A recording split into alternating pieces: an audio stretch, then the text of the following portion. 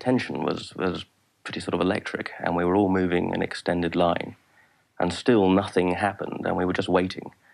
And after a while, you know, you could almost feel a sense of relief. People were beginning to think, well, they've bugged out, they're not here anymore.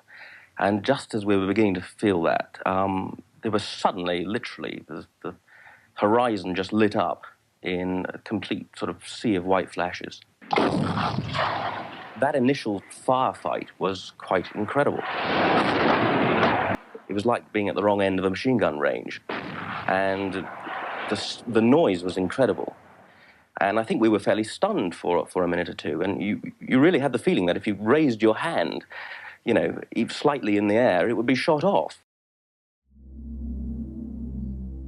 The formidable Tumbledown Mountain was held by Argentina's 5th Marine Battalion, well-trained professional soldiers. The task of taking it fell to the Scots Guards. As dusk fell, 600 guardsmen prepared for battle. There is no visual record. The unfolding drama is relived through some of the men who fought there. Tumbledown would become a battle that the Scots Guards came close to losing.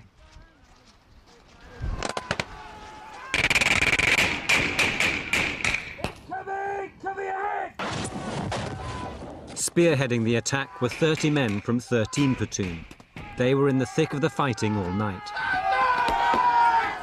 Early in the advance, their platoon sergeant, the most experienced man, was shot dead.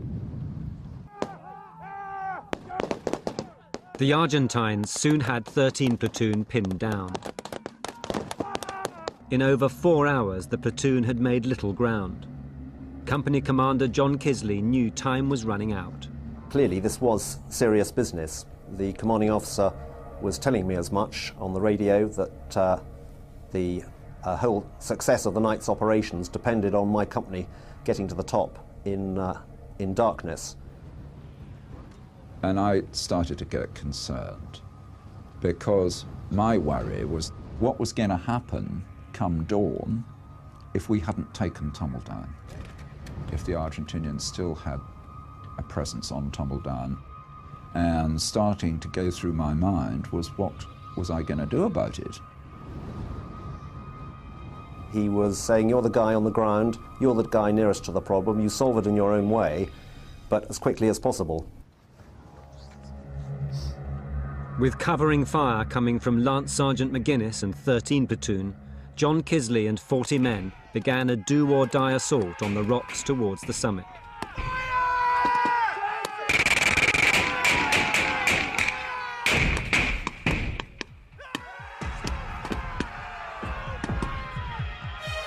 We started charging up the slopes of Mount Tumbledown, moving forward in small groups, firing as we went. The enemy were fighting in a very determined fashion. And certainly on one occasion I ran out of ammunition and had to use my bayonet.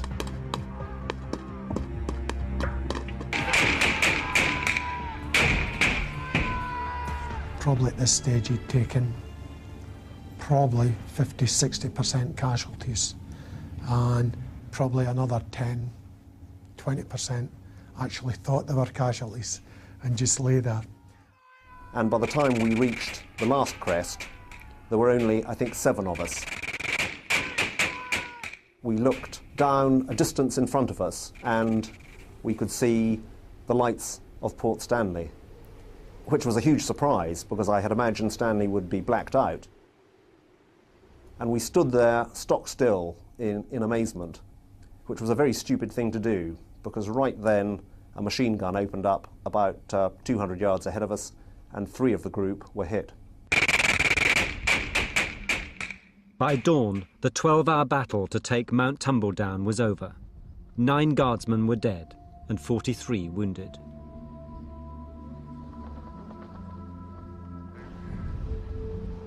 It was a pretty chaotic scene. There were a number of wounded people being tended to. There were stretcher parties lifting people back down the hill. The Guards waited for a counterattack from General Menendez in Stanley. as at Mount Longdon, no counterattack ever came. You'd think you'd look like people who'd won Wimbledon or something. We didn't. We were shattered. We were very, very glad to be alive. We had lost some of our mates. I was very worried about some of the people who'd been wounded, whether they were going to survive. People had lost legs, people had lost arms. And not one of them cried, not one of them screamed. Every one of them, in good guardsman fashion, just sat there. Not a word from any of them. Some of them were actually rolling their own cigarettes, just a stump, and sitting rolling their own cigarettes. And whether it was shock or not, I don't know. But looking back, it was extremely difficult, but they made you so, so proud. We went through and there was 10, 15 feet, all of a sudden all hell let loose. When you say all hell let loose, what does that mean? Well, literally, from dead quiet, to all of a sudden you got rounds going past you, mortars, artillery, grenades, whatever else is being thrown at us, hitting the rocks, and you see, in some cases, you're seeing bits of rock, glowing rock flying everywhere. The boulders, I mean, can you describe the terrain, what it was like? They're jagged granite boulders, and that causes a number of issues. You can break your legs, you can fall off the bloody things and die just trying to cut across it. It means that artillery rounds and mortar rounds can do a couple of things. They can land in the peat and bury themselves, or they can hit a rock and cause massive disaster. The Argentinian positions were well built, well concealed. The nature of the land there, as you know, means that these granite cliffs and crags will drive you into funnels of land. You know, when you go towards a set of craggy rocks, there are, if you can find them at night, places where you can get through and places where you can't get through. If you are a defending force, you put your machine guns covering the places where you can get through and where the enemy, or in our case us, are going to be funneled into what you call a killing zone. And that's what we entered, killing zones. Gary and Alan, you're still out at the diversionary attack and you're trying to withdraw. Yeah. Now, then obviously you're trying to bring your casualties out with you because you've got a number of casualties. Yeah. And you hit a minefield. Yeah. Can you explain what happened in those stages when you were trying to withdraw? Well, on the withdrawal, we moved back for about 10 minutes or so, and then the Argentines started following up. We went back into their own position and started following us up. So we were taking fire from behind us. And then shortly after that, we started taking mortar rounds. We thought things were bad. And then probably a minute or so later, one of the lads stepped on an anti-personnel mine. So we ended up in the middle of the minefield, being mortared and being shot at. I mean, but you're in this minefield with mortar coming down, incoming fire? Mm-hmm. Yeah. Everything that's getting thrown at you from them, you're getting. You can't get away from it. There's no protection. No, this is coming down, and you're taking casualties, and there's nothing you can do. And as far as we could tell, now I can't answer this, but as far as we could tell, the positions that we were coming forward to engage were the very positions that had managed to hold off, you know, a Scots Guards rifle company in the form of left flank. So they were obviously a good position.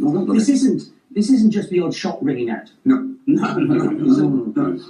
So what's it like? Robert, tell me what it is like. You're assaulting one of the machine gun positions. What's it like?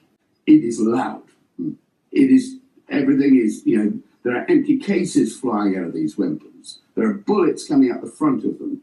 there are bits flying off where the bullets hit, and that's just one weapon. You now times this by however many the enemy's got and however many we've got. You then bring in artillery shells coming in from ships, which are huge. You bring in artillery shells coming in from the Argentinians, 155s. You bring in British artillery shells. Then you bring in mortar shells. Now you add grenades to it. Let's add some anti-tank rockets in the form of 84s. This is just gutter fighting. This is not Queensberry rules. This is gutter fighting.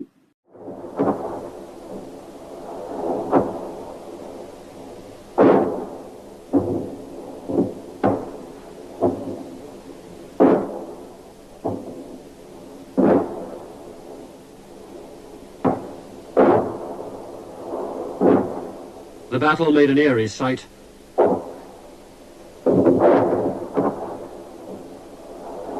The British progress marked only by the lines of tracer.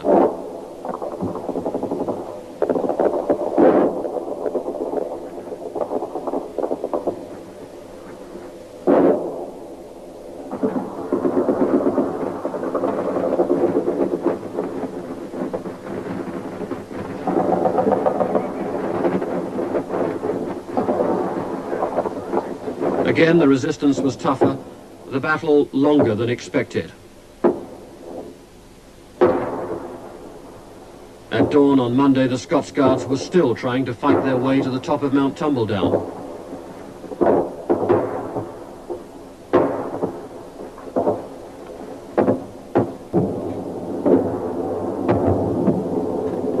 The helicopters, snuggling against the contours of the land, couldn't keep the ammunition coming fast enough. The final bombardment brought the guns down to their last half-dozen shells.